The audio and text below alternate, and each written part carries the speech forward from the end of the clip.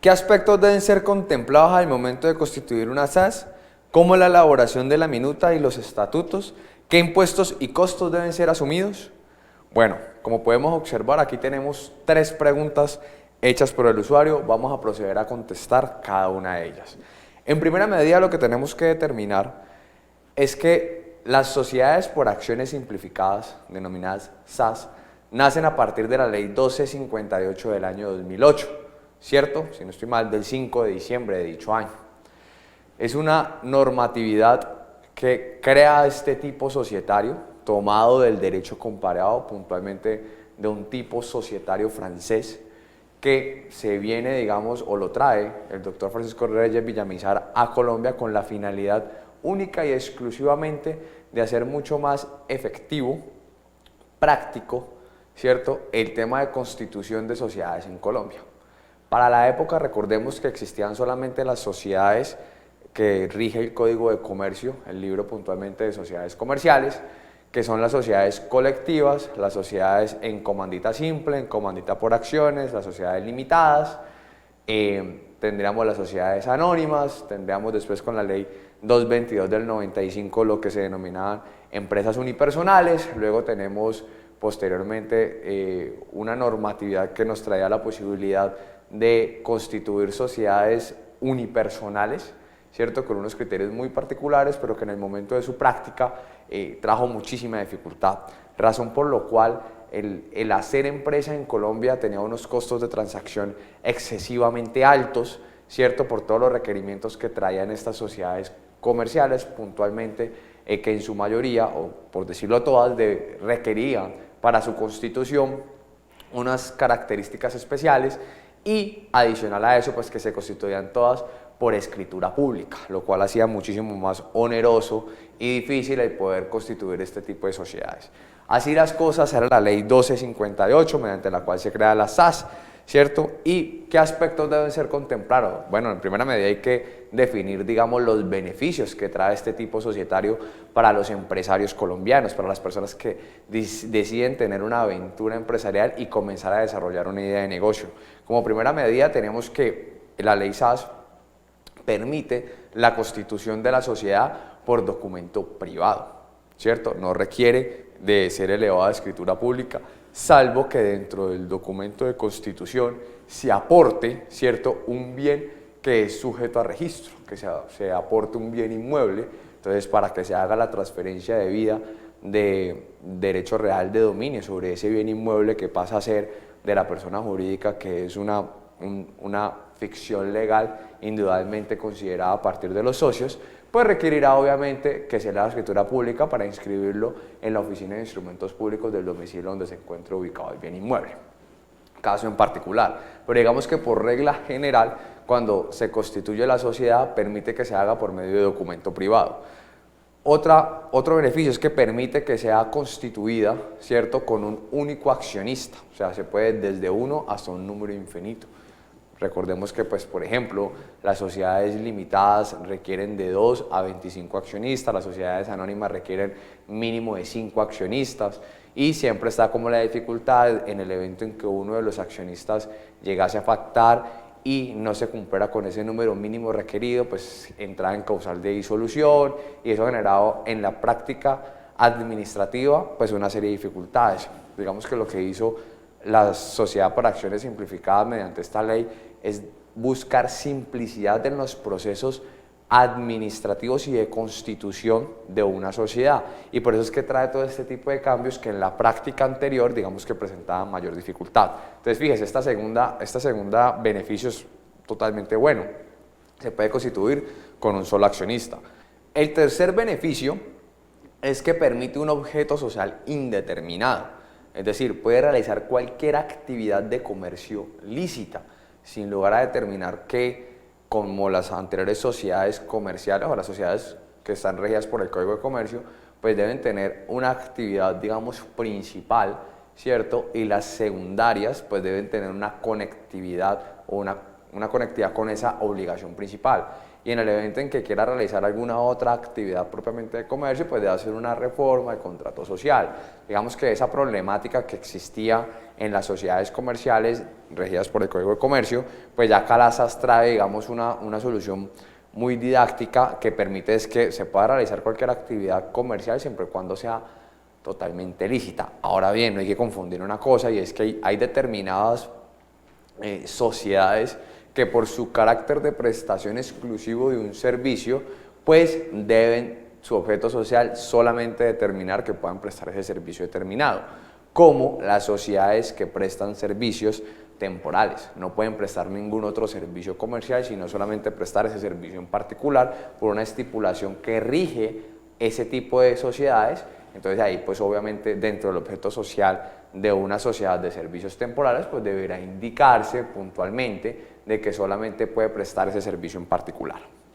Otro beneficio, el beneficio número 4 que traen este tipo de sociedades es el término de duración. Puede ser indefinido, a diferencia de las sociedades regidas por el Código de Comercio, donde sí debe tener una vigencia totalmente definida.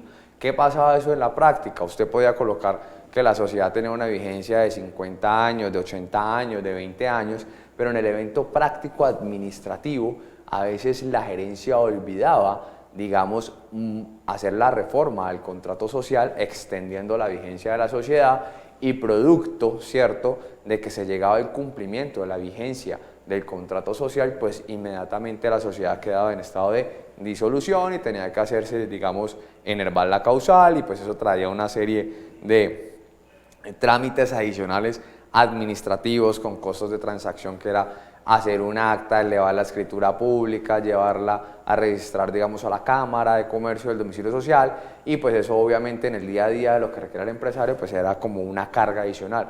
¿Qué trae la 1258 con las SAS? Miren, en el documento privado usted puede colocar que la vigencia de la sociedad tiene un término indefinido. Entonces eso digamos que también es un aspecto a tener en cuenta. Existe una limitación a la responsabilidad de los accionistas, es una de las premisas más importantes y más renovadoras que trae la ley 1258, que permite que los accionistas o el accionista único responda por las obligaciones sociales solo hasta el monto de sus aportes, independientemente de que las obligaciones sean de carácter fiscal, de carácter laboral o de cualquier otra. Eso lo trae el inciso segundo del artículo primero de la ley 1258, con una salvedad que remite al artículo 45 de dicha norma, donde manifiesta que cuando se utilice la sociedad por acciones simplificadas con la finalidad de defraudar a terceros, ¿cierto? Pues digamos que habrá un levantamiento del velo corporativo y ese accionista o accionistas responderán, ¿cierto?, de manera solidaria y limitada con su propio patrimonio por los perjuicios causados para los cuales fueron utilizados esa sociedad. Eso es un proceso pues que se tramita ante la Corte Societaria dentro de la Superintendencia de Sociedades, que se llama levantamiento del velo corporativo, y pues digamos que ya tendrá que demostrar ese perjudicado el perjuicio que le fue causado y la intencionalidad o el dolo con el que el accionista o el representante legal obraron con la finalidad de defraudarlo. Entonces digamos que acá también eso es un aporte muy importante. Las sociedades comerciales son todas son mercantiles, no hay sociedades por acciones simplificadas de carácter civil, sino que todas por disposición expresa de la 1258 dice que son sociedades comerciales, ¿cierto? Otro beneficio importante, no está obligado a tener revisoría fiscal salvo que cumpla con los parámetros estipulados por la ley. Recordemos que si tiene ingresos superiores a 3.000 salarios mínimos legales mensuales vigentes, pues está obligado a tener revisoría fiscal, y si tiene activos brutos superiores a 5.000 salarios mínimos legales mensuales vigentes, pues también estaría obligado a tener revisor fiscal. ¿Qué es lo que se le recomienda acá a los usuarios? Usualmente es constituya la sociedad, cree el cargo de revisoría fiscal, más no lo nombre solamente en el evento en el que en el desarrollo de su actividad comercial pues supere los topes que la ley le exige para tener revisoría fiscal, ¿cierto? Recuerde, si tiene ingresos superiores a 3.000 salarios mínimos o que tenga activos brutos superiores a 5.000 salarios mínimos legales mensuales vigentes, Otra cosa importante, no está obligado a tener una junta directiva, más la puede crear estatutariamente, ¿cierto? Pero no está obligado. Eso que permite que la administración social sea mucho más efectiva y mucho más práctica en el evento en que esta sociedad esté constituida por uno, por dos o por tres accionistas, donde no se requiere, digamos, propiamente ni esa junta directiva ni esa revisoría fiscal, sino que se puede requerir simplemente el máximo órgano, que sería la asamblea de accionistas, y un representante legal o un representante legal principal o un suplente, quien generaría las directrices propias de la sociedad. Entonces, digamos que abordando la pregunta en particular sobre los aspectos que se debe tener en cuenta, lo primero que se tiene que abordar acá es los beneficios que trae las SAS, las bondades que trae las SAS. ¿Por qué es bueno constituir una sociedad por acciones simplificada y no una sociedad colectiva, por ejemplo, una sociedad en comandita simple por acciones, una limitada, una sociedad anónima o una empresa unipersonal? Y básicamente es bueno por todos estos requisitos o por todos estos condicionamientos que les acabo de expresar, porque permiten una viabilidad en la operación comercial. Le quito, la norma lo que hace es quitarle una carga al empresario para que se dedique a hacer lo que mejor sabe hacer, que es producir, digamos, ingresos o vender, ¿cierto? Y estar en el mercado y no estar pendiente de una serie de connotaciones jurídicas o unas cargas transaccionales adicionales que en vez de ayudarle, lo que hacen es entorpecer un poco la actividad de comercio, y eso tiene un impacto obviamente en las utilidades del ejercicio, tiene un impacto evidentemente en las dinámicas administrativas. Ahora bien, ¿cuáles son los requisitos para constituirla? Nos lo trae el artículo 5 de la ley 1258. Como se hace por documento privado, recuerden que premisa principal se hace por documento privado, salvo que dentro de la constitución de la sociedad se vaya a aportar pues un bien inmueble, que es un bien sujeto a registro, entonces se debe cumplir con esa solemnidad especialmente para trasladar, digamos, el derecho real de dominio que se tiene sobre ese bien inmueble. Pero puntualmente, digamos que lo primero que tenemos que hacer es identificación y nombre de los accionistas, ¿cierto? La razón social acompañada del rótulo de sociedad por acciones simplificada o por las siglas SAS, muy importante cuando se vayan a constituir este tipo de sociedades, verificar en el registro único empresarial y social de que llevan las cámaras de comercio, conocido como RUES, verificar la homonimia, ¿cierto?, de esa sociedad. Recuerden que la homonimia hace referencia a que una sociedad no puede tener el mismo nombre o razón social de una sociedad ya existente. Entonces, previo a eso, con la finalidad de que la Cámara de Comercio del domicilio social donde usted va a constituir su sociedad no le haga una devolución por un tema de homonimia, pues previamente le recomiendo meterse a www.rues.com.co para que usted verifique, ahí en la página principal dice homonimia, usted puede verificar si efectivamente el nombre que le pretende colocar a esa sociedad que usted desea constituir ya existe o no existe. Entonces, para que lo verifique previamente. Debe indicar entonces la duración de la sociedad. Recuerde que acá, conforme a los beneficios, puede ser una duración indefinida, las actividades o el objeto social, ¿cierto? El capital autorizado, suscrito y pagado. Recordemos acá el capital autorizado, suscrito y pagado. El capital autorizado es el capital ideal con el que todo empresario tiende a desarrollar su idea de negocio y que en algún momento puede llegar a ese. Es importante. Recuerda que tenemos el capital suscrito, que el capital suscrito es el que los accionistas se comprometen a pagar, ¿cierto? Y el capital pagado es el que efectivamente el accionista paga. Recordemos que las acciones o la diferencia entre capital autorizado y el capital suscrito lo denominamos como acciones en reserva, que lo que permiten es que el día de mañana, si hay un aumento de capital suscrito, pues podamos hacer uso de esas acciones en reserva y no haya lugar a hacer una reforma del contrato social.